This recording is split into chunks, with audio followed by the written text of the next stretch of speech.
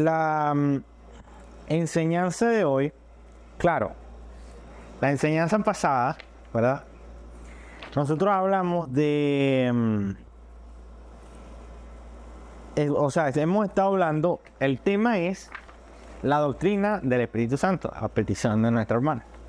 Y comenzamos a hablar de la doctrina del Espíritu Santo, haciendo una definición de lo que es enseñanza bíblica del Espíritu Santo y lo que no es enseñanza bíblica del Espíritu Santo, ¿verdad? Y entre esas cosas, cuando hablamos de las definiciones y todo ese tipo de cosas, hablábamos de aquellas cosas en las que a veces se asocia el Espíritu Santo con esto, con lo otro, con movimientos, con experiencias, etcétera, etcétera. Y eso hablamos de algo como que era en un aspecto externo, exterior, ¿ok? O sea, alrededor. Hablamos de las tergiversaciones que se llegaban a decir, cosas que no son, que el Espíritu Santo no es una fuerza, ¿de acuerdo? Estoy refrescando. No es una fuerza. Segundo, el Espíritu Santo no es como algo que, o alguien que se va y viene. O sea, me vengo y se va y el Espíritu Santo vuelve y no. Y tercero, dijimos que el Espíritu Santo no es un sentimiento, ni tampoco una intuición. No es, yo tengo intuición con C. No es un sentir, yo tengo una corazonada, ese es el Espíritu Santo. No, según la Biblia no es así. Evidentemente están todas las definiciones del por qué no es así. Pero si nosotros tomamos esto como referencia, sacamos un montón de cosas que se asocia siempre con el Espíritu Santo, no sé, un 90% de cosas que se asocian con el Espíritu Santo y que realmente caen en estos errores. No lo es, no tiene nada que ver. Aparte de eso, a pesar de lo que no es, ¿qué es lo que dijimos? Que no es solamente lo que no es, sino lo que verdaderamente es el Espíritu Santo, ¿sí? ¿O qué se define con respecto a la acción del Espíritu Santo? Y hablamos de cosas que eran función del Espíritu Santo o son función del Espíritu Santo y que ocurren. Hablamos, por ejemplo, de que Él enseña, Él testifica, Él guía. Eso estaba todo en la guía anterior, ¿no? Pero una de las cosas que dijimos, que es una operación que hace el Espíritu Santo y que es fundamental y que es increíble que tú agarres, no sé, a 100 personas que sean cristianas y tú le preguntes, mira, ¿qué hace el Espíritu Santo? ¿Qué función tiene el Espíritu Santo? Bueno, al menos dime algo, una sola cosa. Claro, bíblica, ¿no? Y no saben, no tienen ni idea. Y entonces, la cuestión es que uno, como creyente, debería poder responder. Al menos algo básico o esencial. Siempre se dice, no, que si un montón de gente se cae, un montón de gente se mueve, o que si hablan en lengua, ese tipo de cosas. Pero la función, una función principal bíblica del Espíritu Santo es el convencimiento de pecado, justicia y juicio. Eso lo dijo Jesús. Justicia y juicio. Convencer al mundo de pecado. Jesús dijo que el Espíritu Santo vendría para convencer al mundo de pecado y revelarles a los hombres, ¿qué persona? Revelar. ¿Por qué? Porque cuando tú notas todos los personajes de la palabra, por lo menos en el Nuevo Testamento, que vienen a Jesús, por lo menos en el caso de Pedro, y dice, ¿quién dices tú que soy yo? O sea, porque uno decían, tú eres Elías, tú eres el profeta y tal.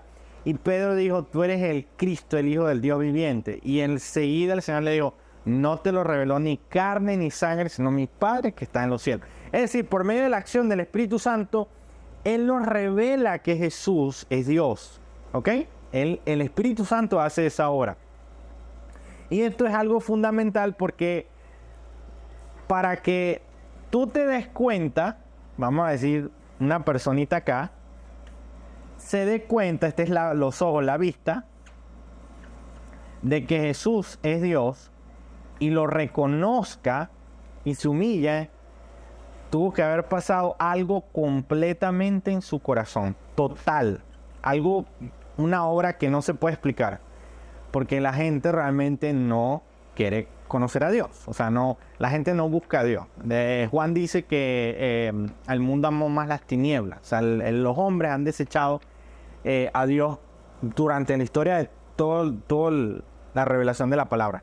Entonces, para que esto tenga efecto, algo tiene que haber pasado en la persona. La pregunta es qué es lo que pasa y cómo pasa. Y eso es básicamente, de eso se trata un poco la clase de hoy. Es cómo opera el Espíritu Santo en la conciencia, en nuestro corazón, de manera tal de que nos cambie, nos haga una nueva criatura, nos haga un nuevo ser. Y de esa manera entender y comprender la bondad de Dios. Ok, vámonos a la guía. En la página 1 de la guía nueva que yo les di,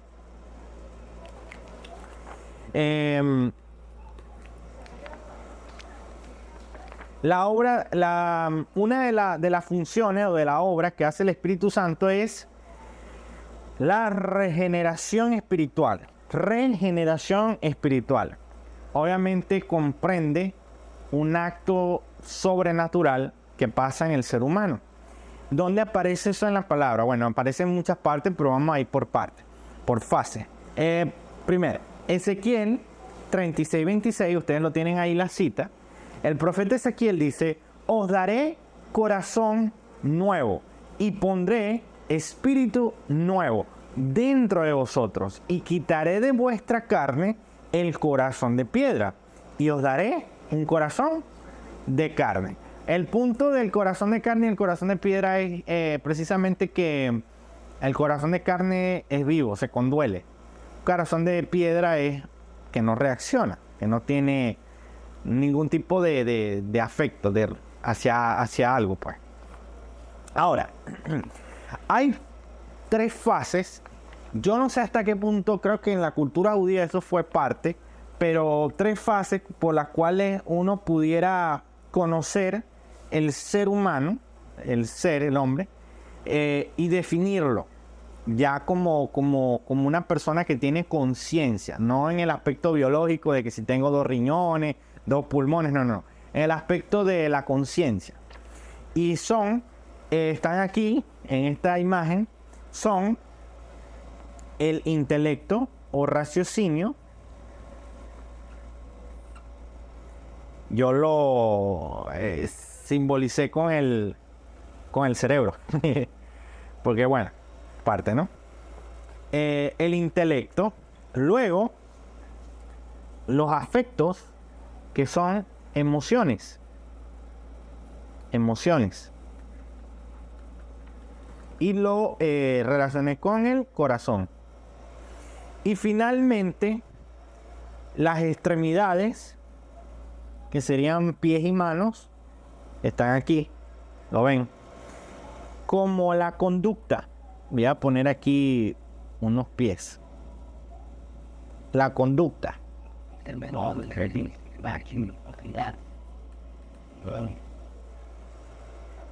Eso en el aspecto filosófico ha tenido 3 nombres: el logos,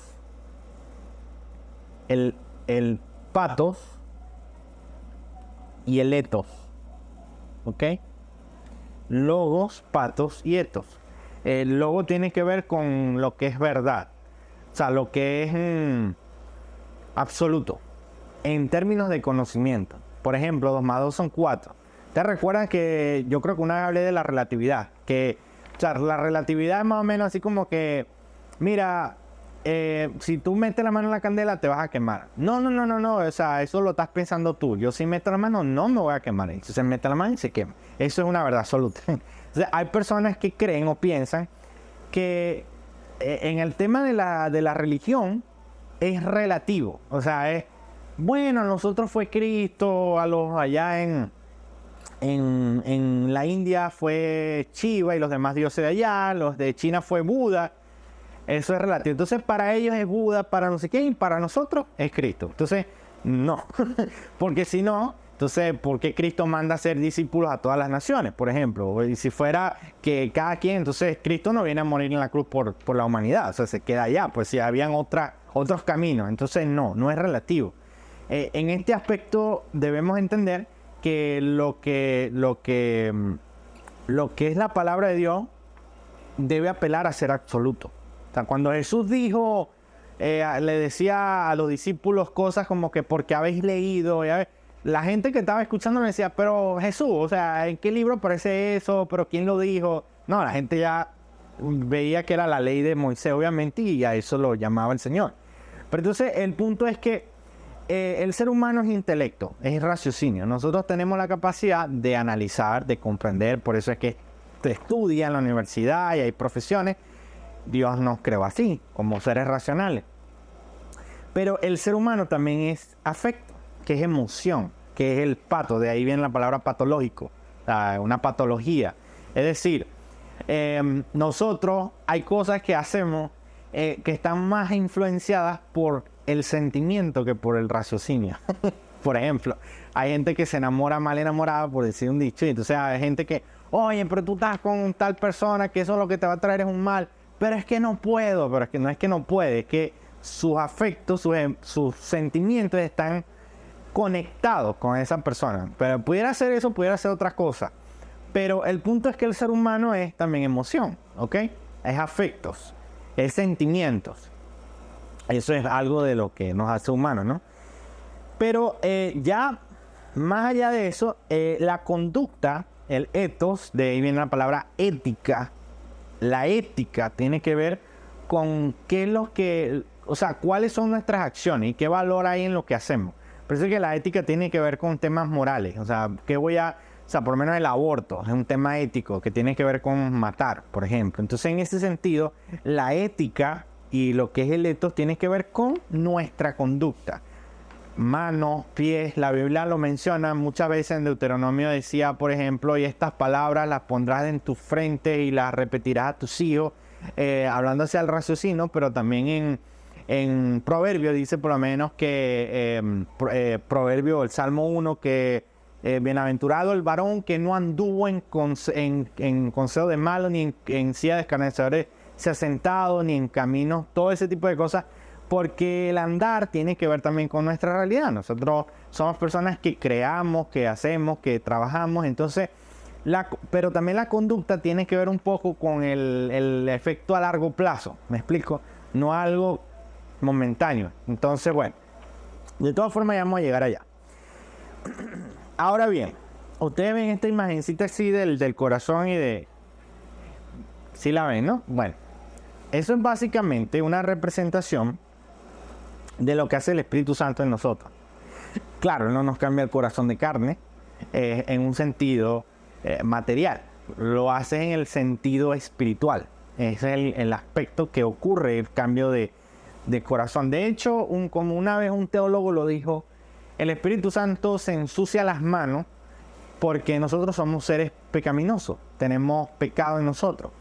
Y el Espíritu Santo se ensucia las manos porque al tener contacto con nuestro corazón es como si se ensuciara en un sentido, ¿no? Claro, eso no pasa, pero es una forma. Él opera en nosotros un cambio. Ahora bien, ¿qué tiene que ver todo esto y cómo se come también el aspecto práctico? O sea, pero esta cuestión parece filosofía y me parece un montón de cosas, pero ya van a entender la idea.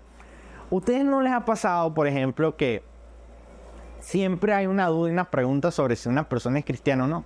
O sea, no sé, claro, quizás porque uno no se mete en el tema de juzgar a los demás, pero bueno, alguien que dice ser cristiano, lo confiesa, dice, oye, yo soy cristiano. Pero a veces uno se puede preguntar, pero bueno, ¿será cristiano o no será cristiano? Ese tipo de preguntas. Eso es válido, que a veces uno se haga ese tipo de preguntas, pero será, pero no será. Y en parte, esto por ahí van los tiros con respecto a la clase, porque te voy a decir algo. Nosotros no tenemos la potestad ni el poder para decir quién se va para el cielo y quién se va para el infierno. Eso no está en nosotros, eso está en Dios nada más. Pero la Biblia sí nos muestra, cuando Jesús dijo juzgar con justo juicio, y por lo menos si tú ves que tu hermano tiene una paja en el ojo, primero saca tu viga en el ojo y después atiende a tu hermano. Jesús no quiso decir ahí que tú nunca puedes hablarle a una persona y ayudarlo a enfrentar una situación. Él lo que está diciendo es, primero, procura que tú estés bien antes de ayudar a otra persona. Yo recuerdo que a mí una vez me dieron clases de primeros auxilios. Y una de las cosas que te enseñaban en primeros auxilios, de las primeritas cosas es, si tú vas a tener a alguien que tú consideres que pueda estar infectado con un virus, trata de utilizar mascarilla, protección y todo lo demás. Porque de nada vale que él se contagie y tú lo intentes, tú también te contagies y después lo llevas y lo repartes, por decirlo de una manera. O, por ejemplo, que alguien en un accidente, entonces los carros se paran y entonces la gente sale como loca a atender a la persona, pero ellos decían, no, primero ve, pon un cono de seguridad por ambos lados, pon los carros, empieza que el tráfico baje, porque no hacen nada con tu bajarte a auxiliar y que el que viene no te vio y te lleva a ti por delante también. Entonces, es una cuestión de lógica, de sentido de raciocinio. Entonces, en esa forma o de esa manera, ¿verdad? Nosotros debemos entender que Jesús no estaba diciendo que no podíamos juzgar con justo juicio, sino que, oye, si vas a hacerlo, procura que tú no estés. Es como el caso de que una persona que tenga problemas con el alcohol. O sea, no, yo te voy a asesorar, pero resulta que este es más borracho que el otro. O sea, ¿cómo hace? Me explico, ese es el punto. Entonces, el punto del Señor Jesucristo es, ok, cerciórate de que tú estés bien en ese aspecto.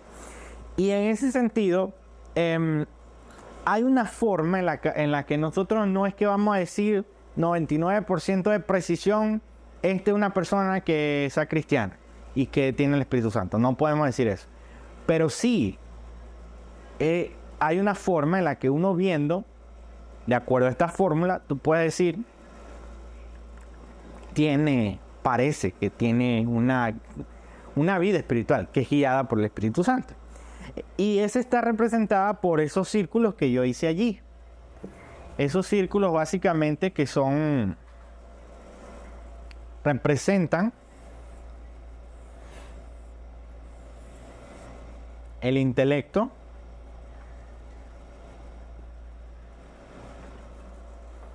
la conducta y los afectos o emociones o sentimientos. ¿Sí lo ven? Ok. El intelecto.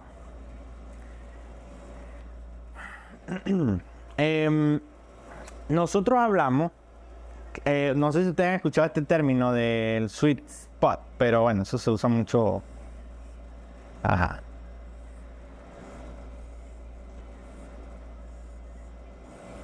Ajá.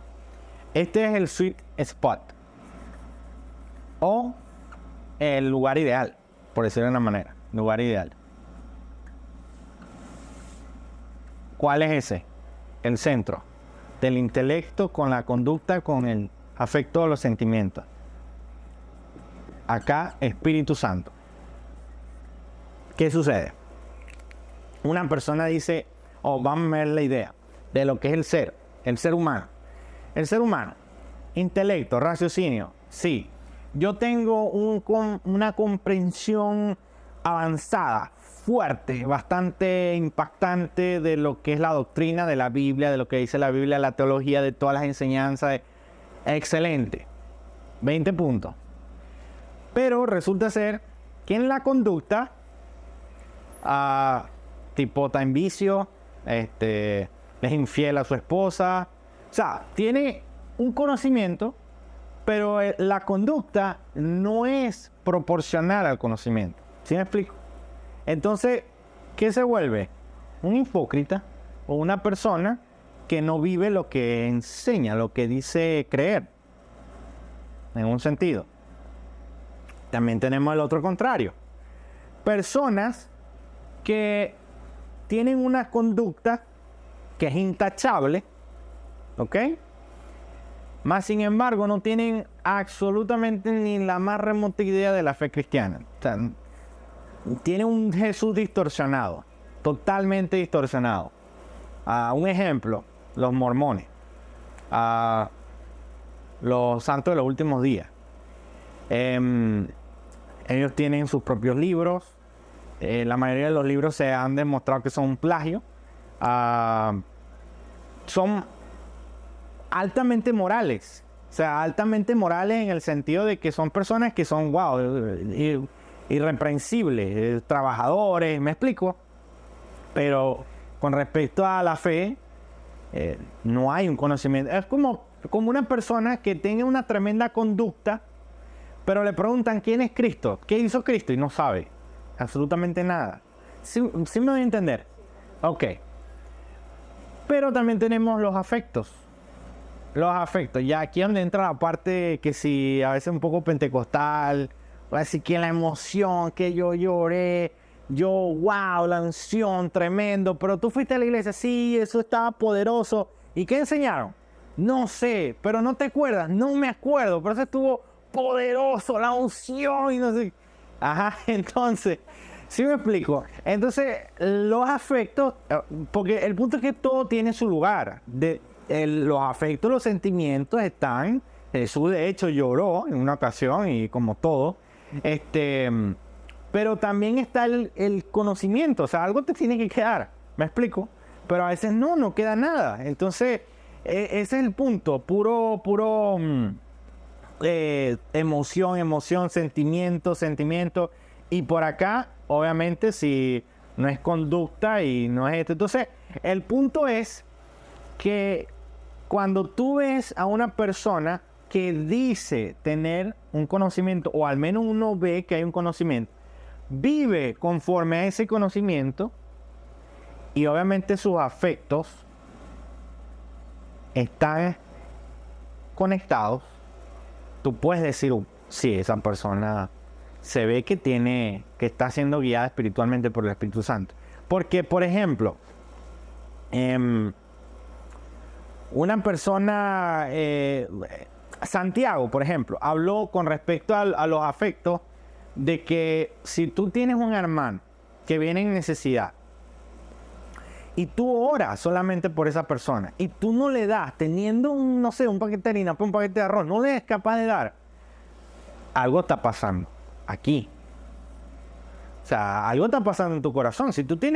Si una persona sale de una iglesia y ve que un hermano caminando a una pepa de sol y anda en carro y tiene un puesto y tiene la posibilidad, montate aquí, o sea, y le pasa por el lado, sin más y sin más acá, algo está pasando aquí en el corazón. ¿Sí me explico? Los afectos tienen que ver con la vida cristiana, como también la conducta. Pero el Espíritu Santo opera sobre las tres, no opera sobre una sola, ni en esta ni solamente en esta. ¿Sí me explico? Opera en las tres áreas. Entonces, eso es lo importante con el hecho de poder entender el punto de cómo él opera. Claro, esto no va a ser perfecto, o sea, no es que una persona va a tener esto todo full a la perfección. Pues son pecadores, estamos en ese proceso. Pero quiero decir que cuando tú ves esto, tú puedes determinar y hacer un juicio que está valorado en la misma palabra. Oye, es una persona que se conduele, le afecta a sus hermanos en la fe, la misma iglesia, le duele la iglesia. No le importa. Bueno, puedes saber mucho, pero no te importa lo que se están perdiendo al no predicarles a Cristo. Que es una conducta intachable y todo lo demás, pero no tiene ni la más remota idea de un pasaje bíblico o algo así. ¿Me explico?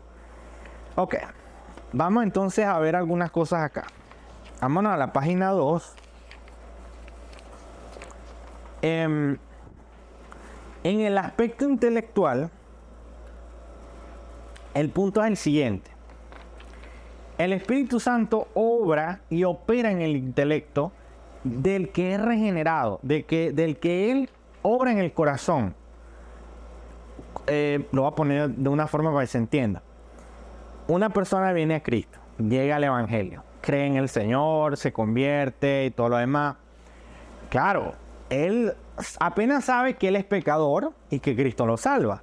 Capaz no entiende que es expiación, propiciación, justificación, no tiene ni idea. Pero él sabe por lo menos dos cosas: que él es pecador y que Cristo lo puede salvar. De resto no hubiera manera. El punto es que el Espíritu Santo se va a encargar de que esa persona desde allí empiece a conocer a Dios y a entender poco a poco qué es expiación, qué es propiciación, lo que Cristo hizo y cómo eso afecta. Todo ese montón de cosas, porque para eso Dios nos dejó la Biblia y la inspiró. no para que estuviera puesta en una pared, es para que la leyéramos y pudiéramos aprender. Entonces el Espíritu Santo pone en la persona como esa necesidad de conocer de Dios, de conocer cada día más y más a Dios. ¿Sí me explico? Entonces una persona no puede quedar en un estado chucuto, o sea, no puede quedarse toda la vida ahí porque es tarea del Espíritu Santo. Vamos a ver algunos pasajes. Fíjate lo que dice. Primera de Juan 5:20, aquí tiene el versículo y básicamente aquí la explicación al ladito. Ajá. Dice Primera de Juan 5:20, sabemos que el Hijo de Dios ha venido y nos ha dado entendimiento para conocer al que es verdadero. ¿Ves? Entonces, el Espíritu Santo nos da el entendimiento para conocer al que es verdadero, a Cristo Jesús, su doctrina, su enseñanza. Luego, en 2 de Timoteo 4:3, dice, porque vendrá tiempo cuando no sufrirán la sana doctrina, sino que teniendo comezón de oír, se amontonarán maestros conforme a sus propias concupiscencias y apartarán de la verdad el oído y se volverán a la fábula. En ese sentido, mire, el afecto juega en este versículo un papel importante. Mira lo que dice.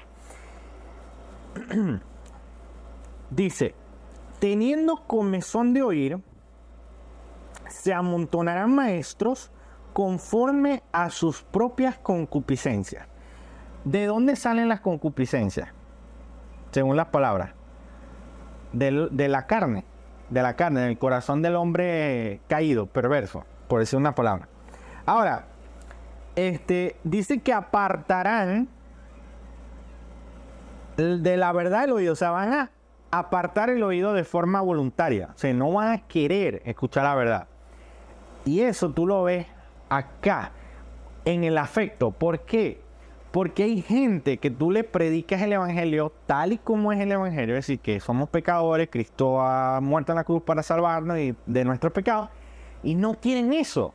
Pero tú les hablas de que van a ser ricos, millonarios, de que Dios tiene un plan maravilloso para su vida, van a ser súper exitosos, y se meten corriendo en la iglesia. ¿Sí me explico?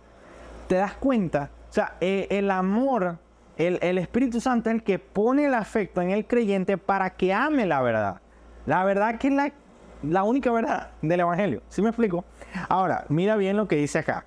Según el Tesalonicenses, el siguiente cuadro, dice, esto es hablando de Satanás y la maldad, pues, de cómo operan los demonios. Nadie os engañe en ninguna manera. Es decir, no se dejen engañar, porque no vendrá sin que antes venga la apostasía y se manifieste el hombre de pecado, el hijo de perdición, inicuo, cuyo advenimiento es por obra de Satanás, con gran poder y señales y prodigios mentirosos, y con todo engaño de iniquidad para los que se pierden, por cuanto no recibieron el amor a la verdad. ¿Lo ves acá? El amor a la verdad. El Espíritu Santo es el que hace que el creyente pueda amar la verdad. Porque si no fuera por eso, nosotros estuviéramos metidos con todo ese montón de falsas doctrinas que enseñan pura locura. Pero el hecho de que Dios ponga eso es lo que hace que podamos perseverar en su enseñanza, en su palabra. Ahora, es interesante que dice, por obra de Satanás con gran poder y señales y prodigios mentirosos. Mira, poder y señales y prodigios.